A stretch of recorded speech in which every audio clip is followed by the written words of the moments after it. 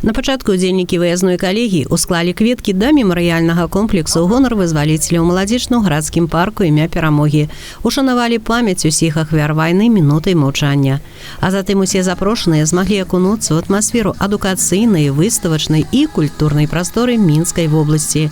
На вуліцы і на ўсіх паверхах Палаца культуры дзеці і дарослыя разгарнулі выстаўкі мастацкіх работ, праводзілі майстар-класы па кераміцы, выцінанцы, вышыўцы, папяровай пластыцы. Работнікі дэкаратыўна-прыкладнога мастацтва прыдумваюць і новыя формы работы з наведвальнікамі і пра традыцыйныя не забываюць. Я изготавливаю соломенные пауки из соломки, из соломенных трубочек. А соломенный паук – это наш традиционный белорусский оберег, который испокон веков делали наши предки, вешали в почетный красный угол, и он оберегал их семьи. Представляю государственное учреждение культуры Логольский историко-краеведческий музей имени Константина Евстафия Тышкевича. Они являются основателями археологии как науки на белорусских землях. Ну и мы как музей именно так показываем их деятельность благодаря проведению археологических раскопок. Вот у нас, видите, стационарная такая выездная археология. Вот выезжаем в различные города на разные мероприятия. Ну а в стационарном музее большая стоит песочница.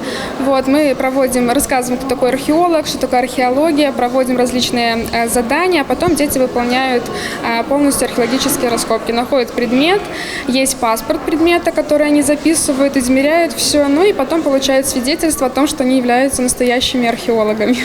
Штогод у сферу культуры Мінскай вобласці прыходзяць каля 200 маладых спецыялістаў. Зразумела, каб учарашнія студэнты заставаліся працаваць па выбраных спецыяльнасцях, маглі рэалізаваць свае таленты, наймальнікі павінны вырашыць пытанне з жыллём, ствараць належныя ўмовы для работы і не забываць пра ўзровень зарплаты. Прычым у сталічным рэгіёне ўдзяляецца ўвага не толькі дамам і цэнтрам культуры, але і бібліятэкам, музеям, школам мастацтваў. Са свайго боку, калі чалавек выбірае творчыя навучальныя установы, то ён таксама, напэўна ж, разумее, што прафесія гэта патрабуе пастаяннага творчага пошуку, дзесьці закранае і выхадныя.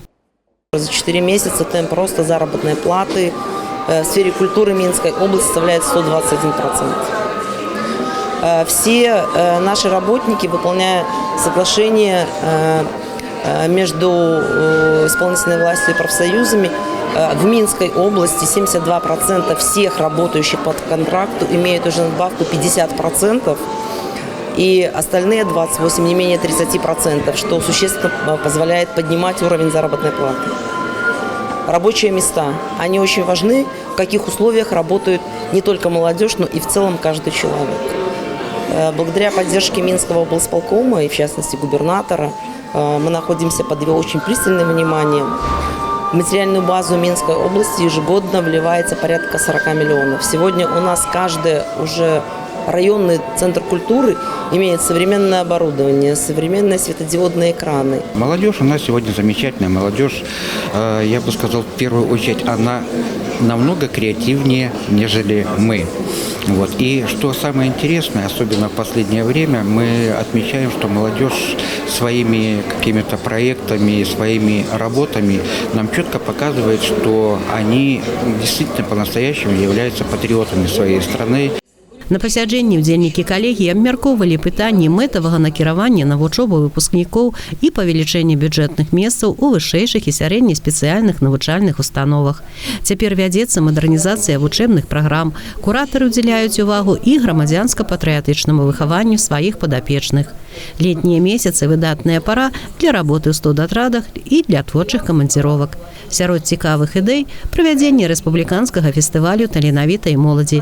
Сярод апошніх конкурсаў канцэпцыі адкрыцця і закрыцця 23-го нацыянальнага фестывалю песні і паэзіі ў Маладзечне. Алла Маркелова, Алексей Андреевский, МКТБ.